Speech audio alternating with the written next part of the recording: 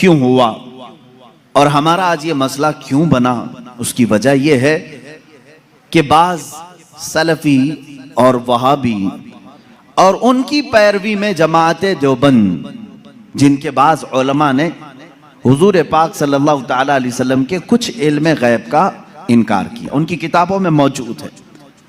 अब यहीं से ये मसला निकला, उनके इस मज़ऊमा बातिल अकीदे के ऊपर इमाम अहले सुन्नत फाजिल बरेलवी रहमतुल्लाह ताला अलैह ने पूरी किताब तसनीफ फरमाई, अद्दौलतुल मक्किया बिल माद्दतिल गैबिया, जिसमें तकरीबन 200 दलाइल से साबित किया है कि हुजूर पाक सल्लल्लाहु ताला अलैहि वसल्लम को मा काना व मा यकून का इल्म था, जो कुछ हो चुका और जो कुछ होने वाला है सबका इल्म था, सबका इल्म था।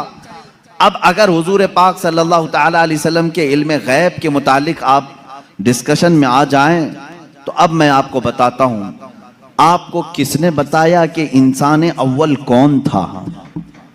दुनिया में सबसे पहले कौन आया? ये सबको मालूम है कि नहीं? आदम अलैहिस्सलाम है, वो सबसे पहले नबी थे, सबसे पहले रसूल थे। अब इससे पहले भी अगर जाएं, आदम अलैहिस्सलाम को पैदा कैसे किया गया? आदम अलैहिस्सलाम जन्नत में रहे, जन्नत से फिर दुनिया में भेजे गए, उनकी पैदाइश के मामलात, उनके दुनिया में आने के मामलात, फिर सैयदना नूह अलैहिस्सलाम ने तबलीग फरमाई 950 साल, उसके बाद और भी अंबिया इकराम अलैहिस्सलाम के वाक़यात, ये सब बातें आपको बताई किसने? किसने खबर किया? कौन बताया आपको? सबका नुक्ता इत्तिहाद तुम्हारे यहाँ जमा होगा मुहम्मदुर रसूलुल्लाह सल्लल्लाहु अलैहि वसल्लम। अगर अल्लाह के रसूल सल्लल्लाहु ताला अलैहि वसल्लम ना बताते तो न तुम्हें आदम अलैहिस्सलाम की खबर थी, न तुम्हें नूह अलैहिस्सलाम की खबर थी, न तुम्हें इब्राहीम और इस्माइल अलैहिस्सलाम की खबरें थी, न तुम्हें हज़रत यूसुफ अलैहिस्सलाम के वाक़यात मालूम थे। कुरान जो कुछ भी बयान हुआ है वो मुस्तफ़ा की ज़ुबान से तो बयान हुआ है, मेरे आका सल्लल्लाहु ताला अलैहि वसल्लम के ज़ुबान से बयान हुआ है। तो मेरे अजीज़ों, जो हो चुका हुजूर उसका भी इल्म रखते हैं, जो हो चुका मेरे आका सल्लल्लाहु ताला अलैहि वसल्लम उसका भी इल्म रखते हैं, उसकी खबर रखते हैं। अब बाद में होने वाला ये भी आपको मालूम है, हर मुसलमान का अकीदा है क़यामत आने वाली है या नहीं? अगर इनकार करोगे तो इस्लाम से निकल जाओगे। क़यामत कैसे आएगी इसका पूरा नक्शा भी मालूम है, कैसे आएगी आपने उलमा से सुना होगा, किताबों में पढ़ा होगा। क़यामत के करीब क्या क्या हालात होंगे, निशानियां क्या क्या हैं, ये सब चीजें बताई गई। याजूज माजूज आएंगे, दज्जाल निकलेगा, सूरज पश्चिम से निकलेगा, दाबतुल अर्द आएगा, ये बड़ी बड़ी निशानियां। ईसा अलैहिस्सलाम नाजिल होंगे, इमाम मेहदी का ज़हूर होगा, ये बड़ी बड़ी निशानियां। और उसके बाद एक दिन ऐसा आएगा कि सूर फूंका जाएगा। ये इसराफील अलैहिस्सलाम के हाथ में अभी सूर है, फरिश्ते हैं, और वो बाजे की शक्ल की एक चीज है, उससे आवाज धीरे धीरे निकलेगी और उसके बाद फैलती जाएगी, निहायत तेज हो जाएगी। उसी आवाज के धमाके से पूरी दुनिया का इख्तिताम होगा। फिर सूरज चांद टकरा दिए जाएंगे, तारे फट जाएंगे, जमीन उड़ा दी जाएगी, पहाड़ रूई के गाले की तरह उड़ रहे होंगे। फिर मैदान क़यामत कायम किया जाएगा, क़यामत आएगी। इतना सारा डिटेल ये किसने बताया आपको? ये कौन बताया है? अगर रसूल पाक आने वाली खबरों को नहीं जानते थे तो फिर क़यामत की खबर कभी नहीं देते। इसका मतलब है अल्लाह के नबी सल्लल्लाहु ताला अलैहि वसल्लम आदम अलैहिस्सलाम की पैदाइश से लेकर रोज़े क़यामत तक जो सूर फूंका जाएगा, कायनात की हर चीज से वाकिफ थे, हर चीज से बाखबर थे। हुजूर अकरम सल्लल्लाहु ताला अलैहि वसल्लम का इल्म गैब कितना था, कितना नहीं था, अब इस पर आते हैं हम। इसलिए कि बाज़ उलमा, उनसे हमारा भी डिस्कस हुआ, उन्होंने कहा कि आप खामखा वहाबी और देवबंदी जमाअत से इख्तिलाफ रखते हैं। हम कभी इनकार नहीं करते हुजूर सल्लल्लाहु ताला अलैहि वसल्लम के इल्म गैब का, लेकिन हम ये कहते हैं कि पूरा पूरा इल्म गैब उनके पास नहीं था। हमारा उन्होंने बाज़ाब्ता हमारे साथ ये डिस्कस किया, पूरा इल्म गैब नहीं था। हम हुजूर के थोड़े से इल्म गैब का इनकार नहीं करते, हाँ था रसूल को, लेकिन पूरा नहीं था हर चीज का। मैंने कहा इस पर क्या दलील है आपके पास? उन्होंने कहा बाज मकामात पर हुजूर ने कहा है मुझे मालूम नहीं, बहुत सारे ऐसे मकामात हैं वाक़या हो गया हुजूर को उसकी खबर नहीं रही। इसका मतलब है हुजूर को पूरे इल्म गैब का पूरा इल्म गैब नहीं था, थोड़ा सा तत्व था, हम इसका इकरार करते हैं। मेरे अजीज़ों, जवाब सिर्फ इतना ही है कि चलो मियाँ, हम और आप बैठते हैं, हम ये लिखते हैं कि हुजूर का क्या क्या इल्म गैब था और आप ये लिखो कि हुजूर को किस किस चीज का नहीं था। मुबारक हो तुम्हें, तुम हुजूर के इल्म गैब की नफी पर लिखते जाओ और हम हुजूर के इल्म गैब के इस बात पर लिखते जाएंगे कि अल्लाह के नबी सल्लल्लाहु ताला अलैहि वसल्लम को किन किन चीजों की खबर थी और तुम किन किन चीजों की नहीं थी, इस पे लिखो और उसके बाद मातम करो अपनी जिंदगी पर कि अल्लाह ने तुम्हें किस तरह की ये ड्यूटी लगाई कि नबी कौनैन का नक्श निकालने पर पूरी जिंदगी लगा दी। हुजूर पाक के सल्लल्लाहु ताला अलैहि वसल्लम के मर्तबे को कम करने के लिए तुम्हें ड्यूटी लग गई, तुम इस चीज पर तैयार हो गए।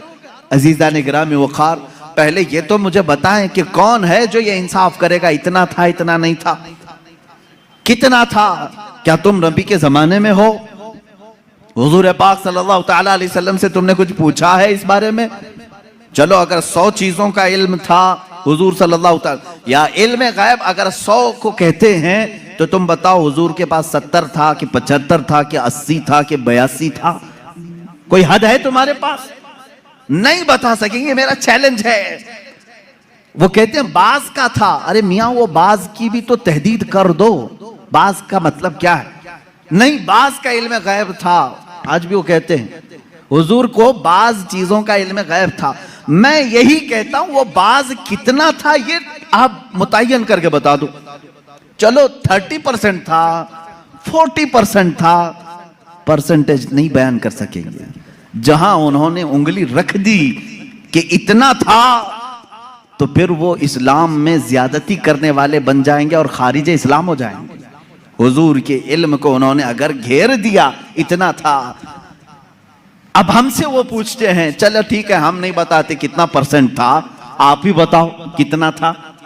हम कहते हैं अल्लाह के बाद अगर कोई इल्म है तो रसूल पाक के बाद, तो अल्लाह का नापो, उसके बाद पता चल जाएगा।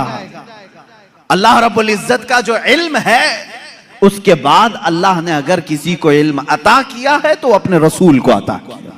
यह हमारा अकीदा है। अब हमें मालूम नहीं अल्लाह का इल्म कितना है, अब हमको वो असल मालूम नहीं, तो फिर जिसको अता किया उसका क्या हम हिसाब कर सकेंगे? अब एक एग्जाम्पल मैं आपको बता दूं। सैयदना खिजर अलैहिस्सलाम, जिनको खदिर कहा गया है, मूसा अलैहिस्सलाम और हजरत खदिर का जो वाकया है सूरह कहफ में है। उन्होंने खुद कहा है कि मुझे बाज चीजों की हिकमत दी गई। हजरत मूसा अलैहिस्सलाम हजरत खिजर से मिलने के लिए गए थे, मालूम होगा आपको वाकया। मूसा अलैहिस्सलाम अपने जमाने के जलीलुल कद्र पैगंबर है। आपने अल्लाह की बारगाह में दुआ की कि अल्लाह, जो इल्म और हिकमत से भरा हुआ तेरा बंदा है, मुझे उससे मुलाकात करा। अल्लाह ने फरमाया एक मछली भून करके ले चलो, समंदर के किनारे किनारे चलते रहो, जहां ये मछली जिंदा होकर समंदर में चली जाए वहां मेरे उस बंदे से तेरी मुलाकात होगी। कुरान पाक में ये मौजूद है सूरह कहफ में। मूसा अलैहिस्सलाम अपने गुलाम के साथ लेकर चलते रहे, एक जगह आराम करने के लिए आप रुके, सो गए, मछली वहीं जिंदा हुई, भुनी हुई मछली, तली हुई मछली जिंदा हुई और समंदर में कूद गई। गुलाम ने खबर नहीं किया, उठाया नहीं। मूसा अलैहिस्सलाम आराम फरमा रहे थे, फिर जब बेदार हुए तो गुलाम भूल गए, आगे चल पड़े। मूसा अलैहिस्सलाम को भूख की शिद्दत हुई तो आपने कहा लाओ वो मछली खा लेते हैं, अब लंबा सफर नहीं होगा। तब गुलाम ने कहा वो मछली वहीं उछल कर चली गई थी जहां आप आराम कर रहे थे। वाकया तवील है। वापस मूसा अलैहिस्सलाम वहां आए तो देखा एक सफेद पोश बुजुर्ग थे, उन्होंने आपका नाम लेकर के आपको सलाम की, मुलाकात हुई। हजरत मूसा अलैहिस्सलाम ने उनसे कहा कि मैं आपके साथ कुछ दिन रहना चाहता हूं। उन्होंने कहा तुम मेरे साथ नहीं सब्र कर सकोगे। मूसा अलैहिस्सलाम ने कहा रहूंगा। उन्होंने एक शर्त रखी, मैं जो भी काम करूं उस पर पूछना मत कि ऐसा क्यों किया। मूसा अलैहिस्सलाम इस पर पाबंदी के साथ चलते रहे। 3 वाकयात कुरान में बयान किए गए। कश्ती पर बैठे और वो कश्ती वाला फ्री में बिठाया दोनों को, मूसा अलैहिस्सलाम और हजरत खिजर को। आप हजरत खिजर उसकी कश्ती को फाड़ने लगे। मूसा अलैहिस्सलाम ने कहा कि ये फ्री में बिठाया है, उसकी कश्ती को आप फाड़ रहे हैं। उन्होंने जलाल का इजहार किया, कहा मैंने कहा था आप मेरे किसी काम पर ना सवाल करें, आपने कहा आइंदा नहीं किया जाएगा। कश्ती से उतरे, एक मकाम पर गए, एक गांव में कुछ बच्चे खेल रहे थे, उसमें खूबसूरत बच्चा था, उसको पकड़ करके उन्होंने मार दिया हजरत खिजर ने।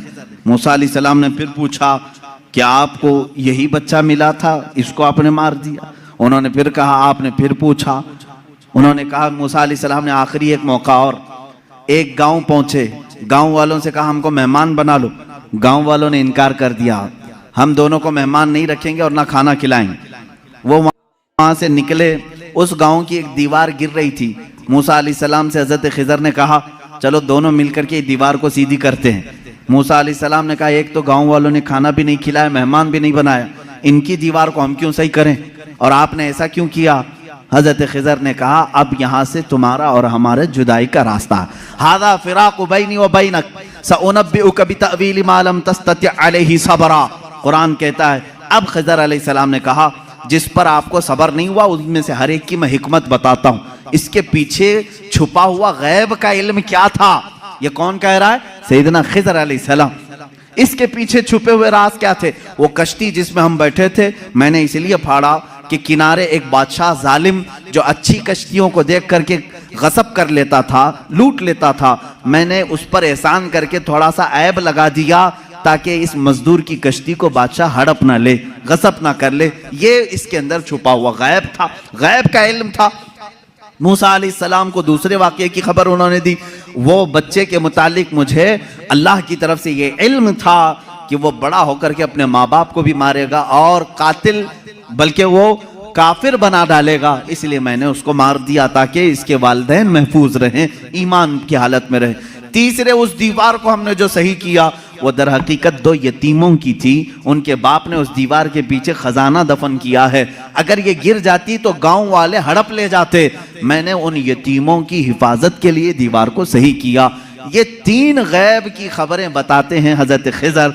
उसके बाद जो बात है खिजर, सैयदना खिजर, इनके मुतालिक खुद इख्तिलाफ है कि ये नबी थे कि वली थे, नबी थे कि वली थे। बाज उलमा ने कहा बनी इसराइल के नबी थे, बाज उलमा ने कहा नहीं वो अपने वक्त के वली थे। बहरहाल अल्लाह ने उनको इल्म और हिकमत अता किया था। अब आओ मैं आपको बताता हूँ कितना दिया था। अब यही बात चल रही ना, कितना दिया था, इतना कि उतना